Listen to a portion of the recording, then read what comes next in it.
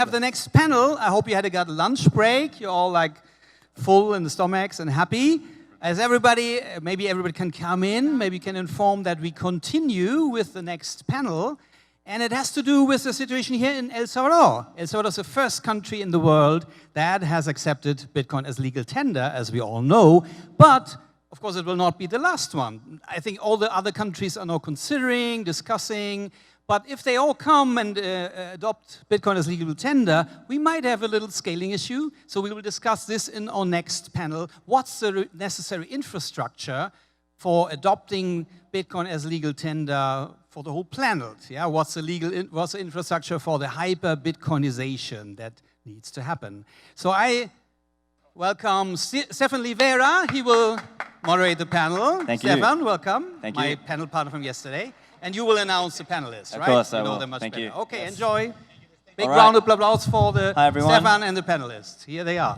Hi everyone, my name's Stefan Livera. I host a Bitcoin podcast and I also work at Swan Bitcoin, and I've got some panelists. So come on down, guys, and I'll just give a quick introduction for anyone who doesn't know them. So Ryan Gentry, he's from Lightning Labs. He does business development there, and so obviously very involved with the Lightning network and what's going on there. We've got Sergio Delgado. He's doing work on watchtowers mainly. So he's got the what's it called? The Eye of Eye of Satoshi. The watchtower solution, so you can make sure your channel partners aren't stealing from you.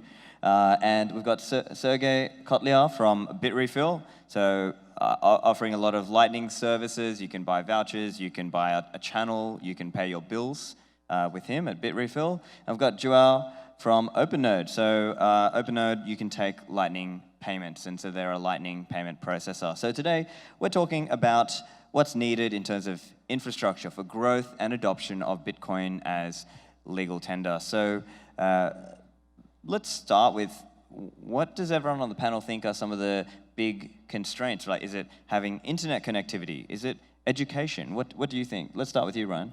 Yeah, I think, personally, having gone and tried to spend Lightning payments, all around all week, I can tell you as an American with a T-Mobile SIM card, internet connectivity is definitely something that's necessary for rapid instant settlement of the payments. And so, in certain places where I had really good Wi-Fi, it worked great. When I was just on kind of mobile connectivity, it's not maybe the best experience. So I think that is definitely something that's necessary for, what we want Lightning to be, which is the exact same experience as handing over, cash, right? It's supposed to be actual peer-to-peer electronic cash, and to have the equivalent experience of handing over a bearer bond that doesn't require any connectivity at all, you kind of need internet. Yeah. And Sergio, I'm sure you've got lots to add about using the Lightning Network under conditions of bad connectivity. Do you have anything to add?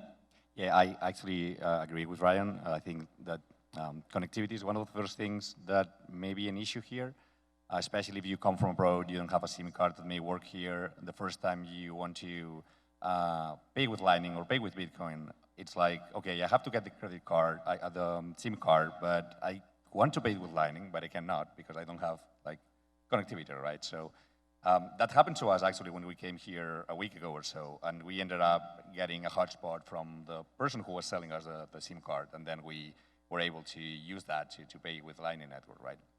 But that created a little bit of friction, because it's like when you're paying someone, that someone doesn't want you to be touching the point of sale in any way, or having to share anything with you, because it's kind of insecure for you for her in this case to let you touch whatever they're doing, right? So that brings me to what I think is super important here, which is education, and it feels like there's lack of it, mainly because this has been kind of imposed to them.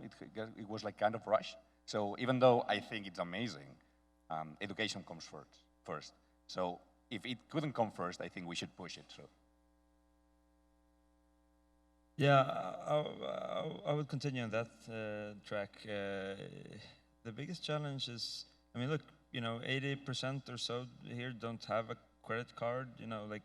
Paying is literally associated with exchange of dollar bills, right? And so it's going to take a little bit while to get that into the you know, what do you call it, the reptile brain, that you can also pay with other things and in other ways.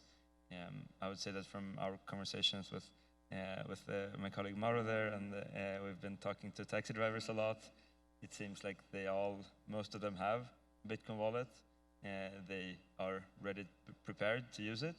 And most of them use Chivo, but there is an understanding that there are also other wallets, and people are like now starting to a little bit understand like that this Bitcoin thing is not just, you know, another government trick, you know, but that this is actually a thing. And so I think it's progressing nicely, but this is something that's going to take a bit of time.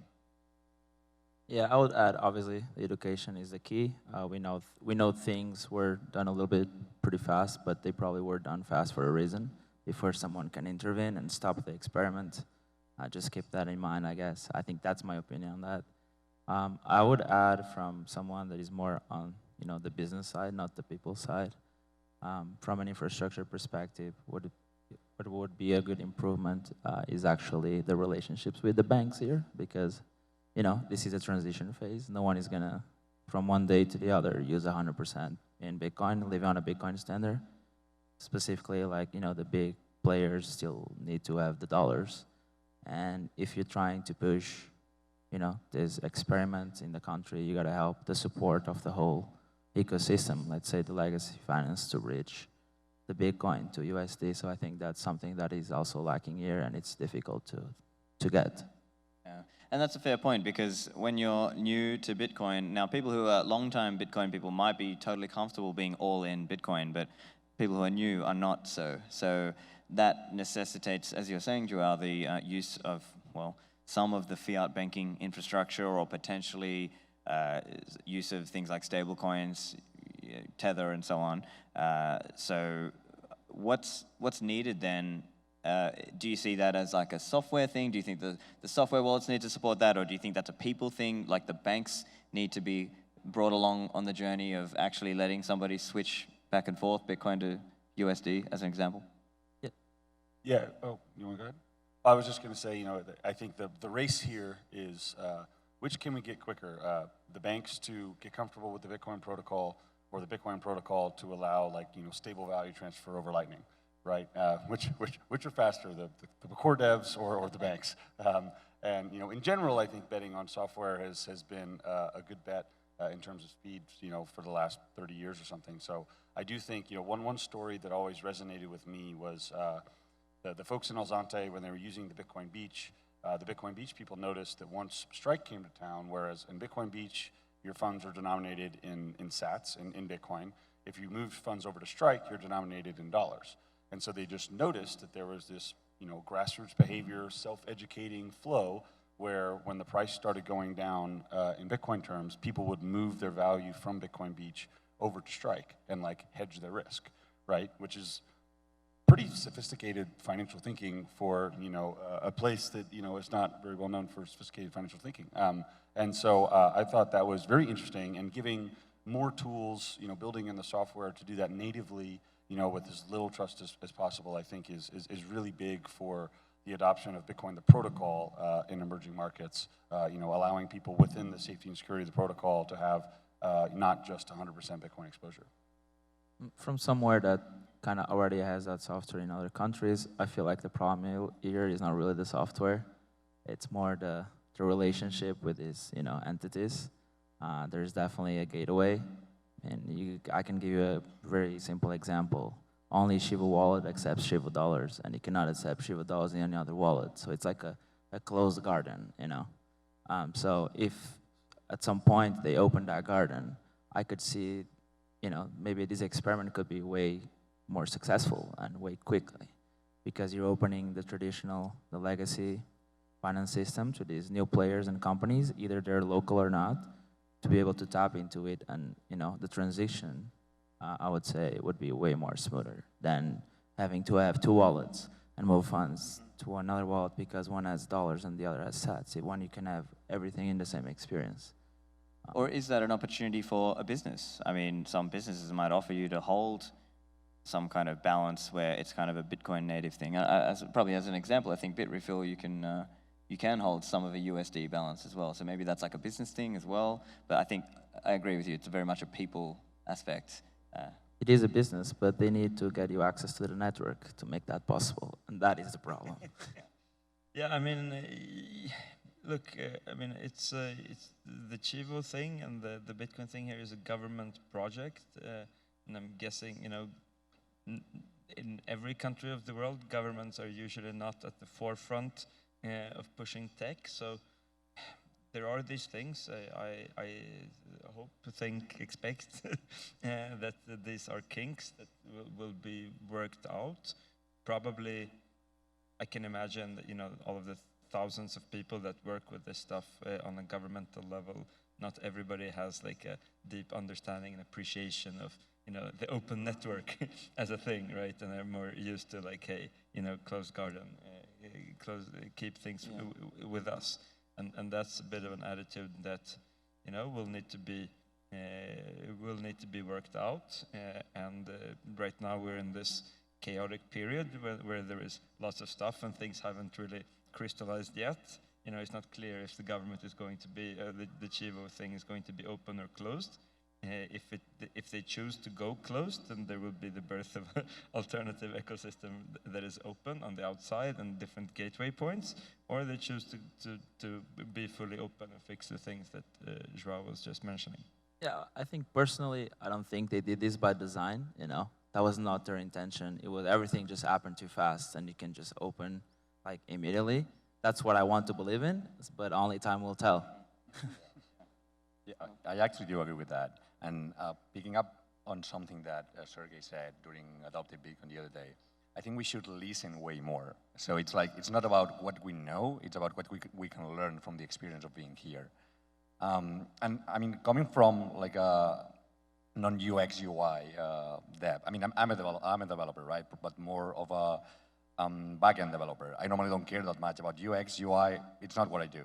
But then you come here and you realize that there's a lot of friction with things that maybe for you, like sitting in the comfort of your desk, of your chair, actually, are not that bad.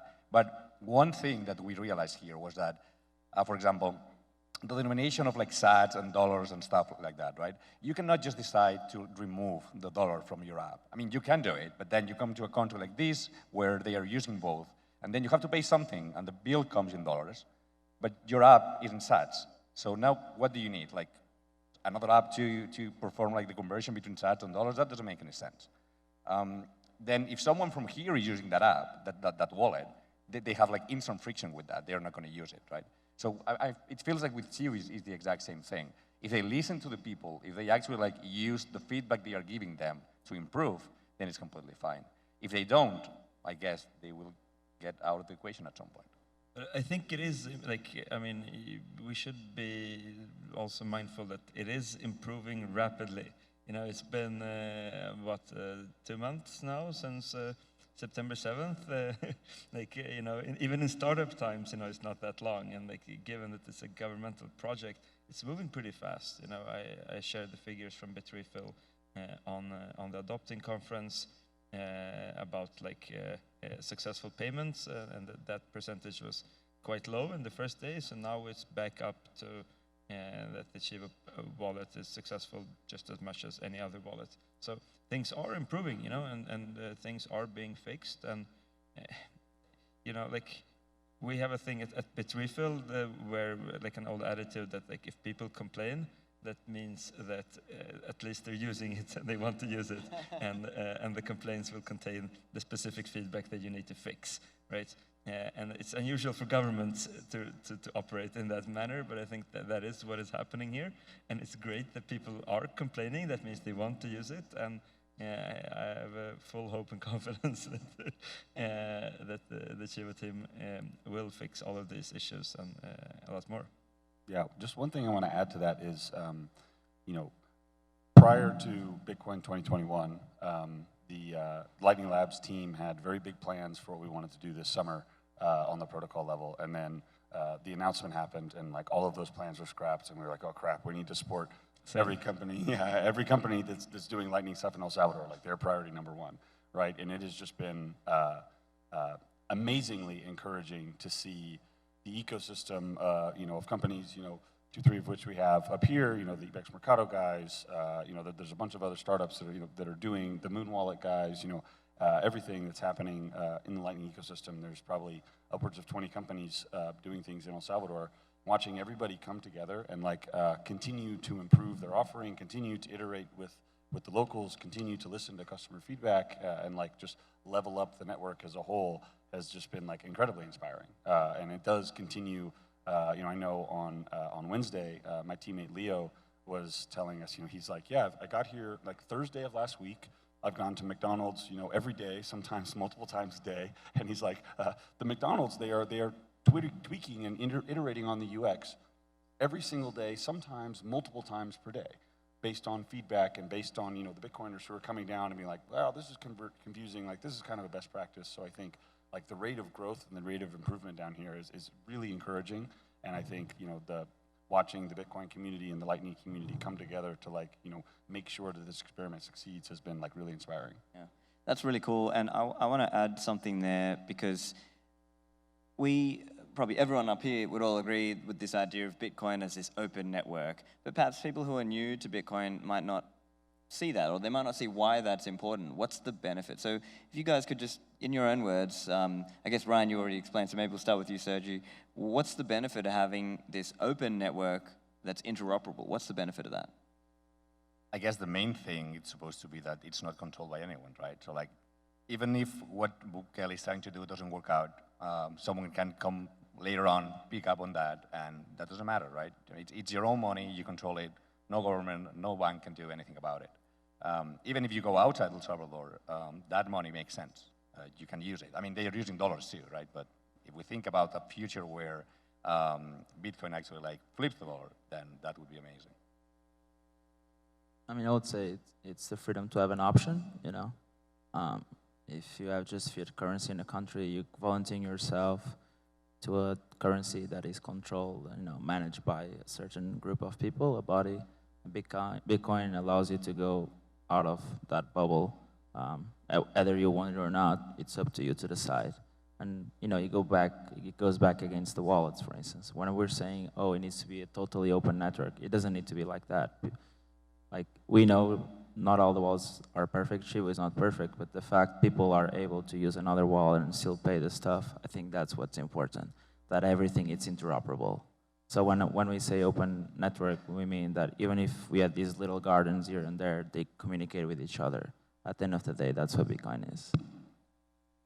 I'd add to that Bitcoin, nobody knows all of the different ways that Bitcoin can be used, right? I mean, the imagination is the limit, and so if you only have if you don't have the open network, that means that you need to plan for each specific use case, right? I mean, we discovered randomly, that El Salvadorians want to buy digital services from the US, pay for games and stuff.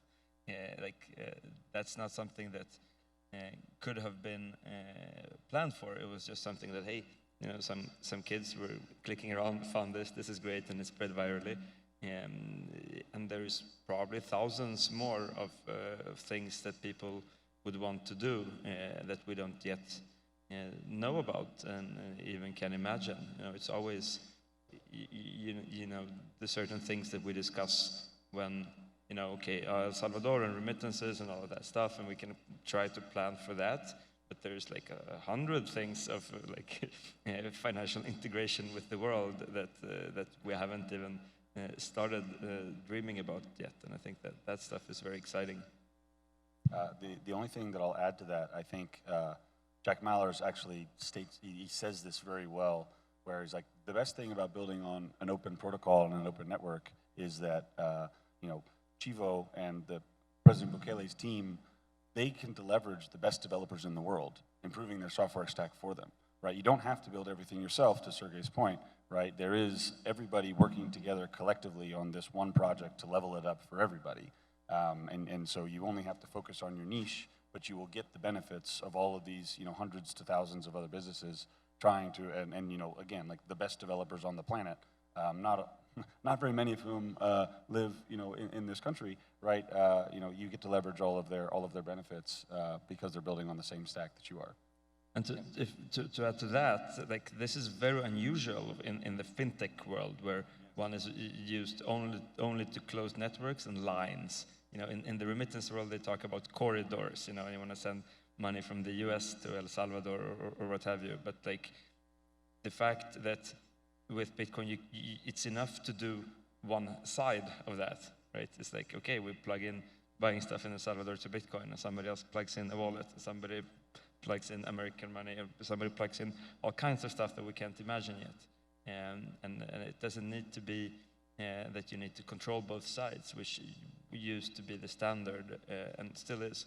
I think that's also a big educational thing for the business world to start thinking in this way. It's very similar to how the internet spread. That it's not enough to have a shared network with this company and that company. Let's plug in our thing to the World Wide Web, and it's open and scary and freedom and memes and libertarians, what have you. But like good things will come out on the other side. Yeah, and so speaking then to the infrastructure required, maybe we can chat a little bit about some of the software or potentially some of the hardware that might be required to make this leap. Now, Ryan earlier mentioned this idea of, I've heard it called like DLC stablecoins, or maybe some people have referred to it as like stable channels. And so it's like this idea that you could have a Lightning channel that actually reflects a US dollar value. So then a wallet provider could give that function for their users to be able to flip between holding in Bitcoin versus synthetically holding in USD. So that's one example. Although I'm curious if anyone on the panel knows roughly how far that is away from reality. It might be a couple of years. It's gonna be a while, yeah. It's gonna be a while. It might be a couple of years before that's a reality. But are there any other ideas that you guys can think of in terms of software or hardware that would help this transition? John Carvalho talked about it for like an hour on Tuesday. I do think that there's, the other mechanism, instead of like a synthetic asset like that, is just having a straight up credit bearer asset token, right? Something like the original Tether token that was issued on the Bitcoin protocol. I do think kind of bringing that functionality, whether or not you agree from a philosophical perspective of whether that's good or we should just move to a hyper-Bitcoinized world, I think the market clearly values those and trusts those kind of tokens that you're trusting the issuer to maintain the peg and redeem them for what they say they are and keep them backed. I do think that would be a big leap, and making Lightning a multi-asset network could be like a very big leveling up for emerging market folks in particular. Like regarding the stable coins, that's theoretical things right now. We're talking about a country, and that's why it goes back to the point that I brought before. You have to make links with the legacy system, period. So for now, right now, that's why those relationships and those conversations need to happen if we want this to be successful. That is the perfect solution, right? That eventually will come one day, but what about now? That's the infrastructure that we need now. It's not so more at a protocol or software, it's more about relationships and trying to educate the other side why these might be beneficial, where it can be beneficial for them, and how they can be beneficial for us. It's more of a human trust, credibility interaction rather than software. And when will we see El Salvadorian startups on these panels? Yes. People that are here and from here and a native understanding of all of these things. Because there are people that understand. Yeah. That's also interesting. Something else I felt missing, and it doesn't have like that much to do with that, but some kind of like point of sale that works seamlessly. Like hardware, software? Hardware, software. I mean, I don't think it's that important. If it's Have you gone to McDonald's?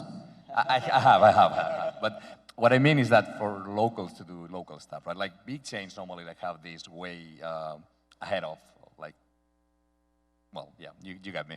But like going to like local markets and so on, we've actually seen how sometimes we weren't able to pay with Bitcoin because the person who had the wallet was not there, right? So like it was like the wallet was in their phone. In this case, it was Tivo. I don't want to like go back to like Tivo and stuff, right? But like they had one wallet. That wallet was not there because it was in the personal phone of whoever employee of theirs, right? And then it was like, okay, now we cannot pay in Bitcoin, mainly because they don't have a proper point of sale there. Which, I mean, if you think about it from like the normal financial system perspective, you would have, because the technology is there in hardware in this case. But that comes back to like education, right? It's like if you have your wallet on your phone, that phone should be within the store, as at least if people are actually using Bitcoin within your store, right? That could be more difficult for a multi-chain. I mean, just like McDonald's, right? Not every McDonald's is going to be managing its own wallet. They might be using, say, the likes of OpenNode. So I guess that's what I meant. That it doesn't have to be hardware. I mean, they need to know that thing is needed. Yeah. So or understand that the thing is needed. I think this leaves an opportunity that some people have been discussing is, obviously this was very fast, there's gonna be gaps and, issues, but this is an iteration process. I just wish from someone that is not here, right, that there will be more bridges to connect with the people that are building things here. I feel like there is a big gap, big separation. There is no communication channels. Like, I don't even know who does Chivo, like, who does that? Like, everything government sponsors right now, it's still in a very black box, which is fine. But I feel like if you want this to work with everyone, you gotta be a little bit more open and when I say more open, just like be eager to learn experiences from others, change experiences, what is wrong, what is good, just foster the innovation, I would say. I know that we have mostly Lightning people up here, but I will say one other very critical piece of hardware that I think is very important for adoption by future nation states is ASICs and miners. I personally didn't get to go out to the Volcano mine, or the Volcanode, isn't that what it's called? I personally didn't get to go out to that trip, but next time, definitely gonna make it happen.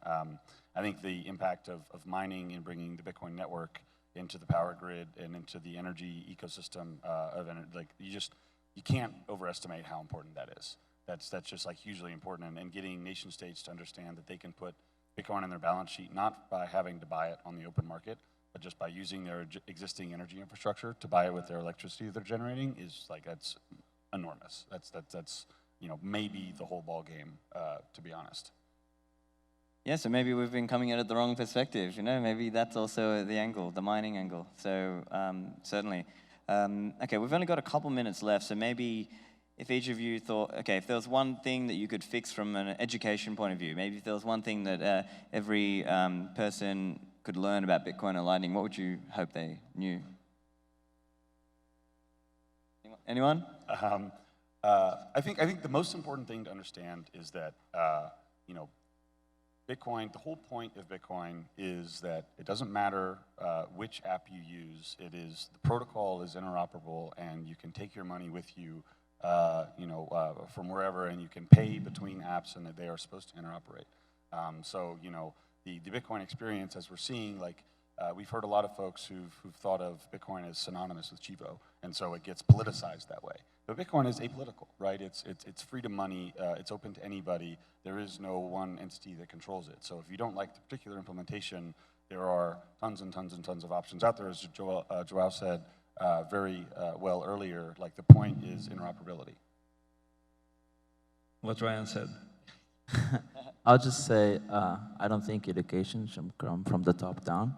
Education should come from the people that actually use it every day. And what's happening here, that education is coming from the top down. So I would just, again, maybe engage with the people that are at the bottom, try to learn their experiences, what is good, what is bad, and then eventually pass that education from top bottom. Will we see the Bitcoin Beach team on national television regularly, this week in Bitcoin? Hopefully. Trademark. Yeah, so I think that's probably the key points. So I think it just comes down to, it's a mix of things, right? Some of it's education. So just summing up, I guess it's a mix of education, it's a mix of relationships and making the right connections into people who are on the ground here, people who are working in the fiat banking system here, working with the technologists and developers, all of these aspects of it, as well as, of course, all of these things that are going on in terms of products and services that Bitcoin and Lightning companies are offering, and potentially also a bit more of a mining focus as well, right? Like if you want, the topic is about adoption of Bitcoin as legal tender, and if countries are going to start playing the mining game, well then maybe that's also another fruitful opportunity. So I think that's just about all we've got time for, so we'll close it up here. I'll just ask the audience, give our panelists a round of applause. Thank you. Thank you. Thank you.